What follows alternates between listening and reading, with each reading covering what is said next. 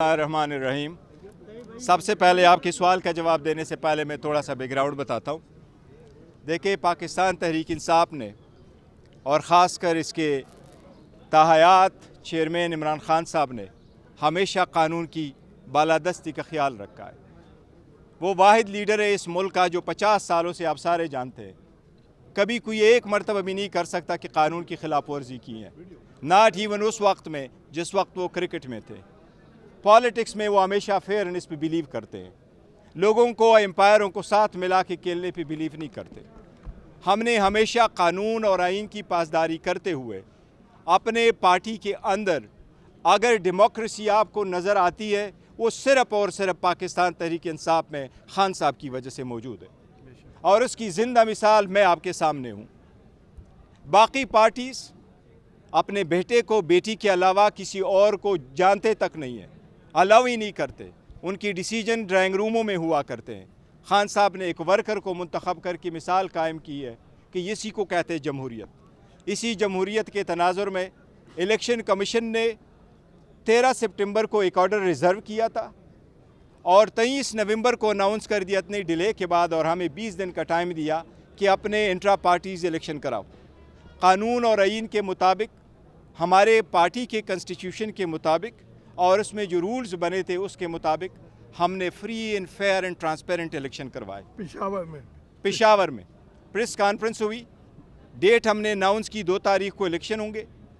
28 तारीख को हमने इलेक्शन कमिश्नर को अपॉइंट किया, 29 तारीख को शेड्यूल अनाउंस किया। सारे पैनल हमारे पास 1 तारीख को आ गए।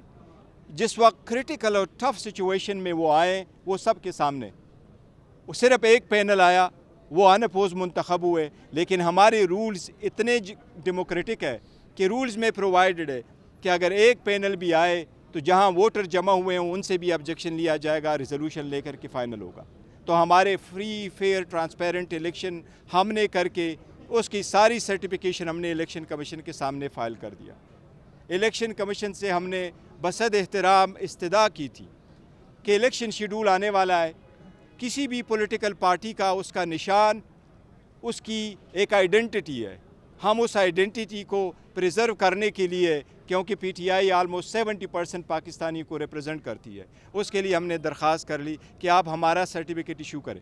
आज मैंने अदालत के सामने एक पिटीशन फ़ाइल की थी। हमने पिटीशन फ़ाइल की, पीटीआई ने, केपीके के सारे जो हमारे वाइस प्रेसिडेंट थे वो उसमें भी पिटिशनर थे। हमने कोर्ट से ये इस्तदा की कि इलेक्शन कमीशन के ऑर्डर के कंप्लायंस में हमने इलेक्शन होल्ड किए। हमारे जो एक्चुअल वर्कर है किसी ने भी चैलेंज नहीं किया।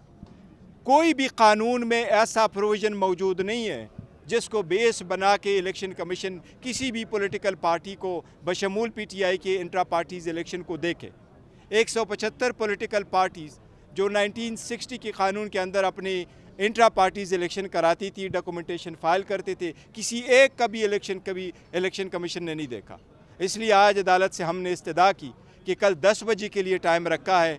हमें खदशा है कि कोई एडवर्स ऑर्डर इलेक्शन कमीशन पास कर देगा, क्योंकि फॉरेन फंडिंग केस में भी एडवर्स ऑर्डर पास हुआ, कंटेम्प्ट के केस में भी एडवर्स ऑर्डर पास हुआ, जेल ट्रायल का भी ऑर्डर किया गया, रेफरेंस भी इंटरटेन किया गया, इवन तो शखाना कंप्लेंट भी फ्रेवलेसली और विदाउट ज्यूरिसडिक्शन फाइल किया गया, और हमारे इलेक्शन जो हुए थे उसको भी डिक्लेयर किया गया। So we could not take further risk.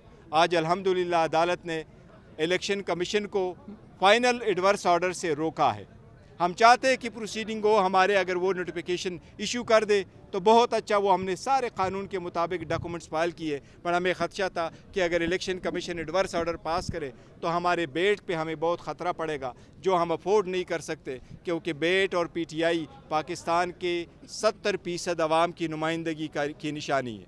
इंशाअल्लाह ताला हमारी अदालतों से यही तवक्को रही है, और अदालत ने आज इलेक्शन कमीशन को रिस्ट्रेन किया हुआ है फॉर फाइनल ऑर्डर इंशाअल्लाह।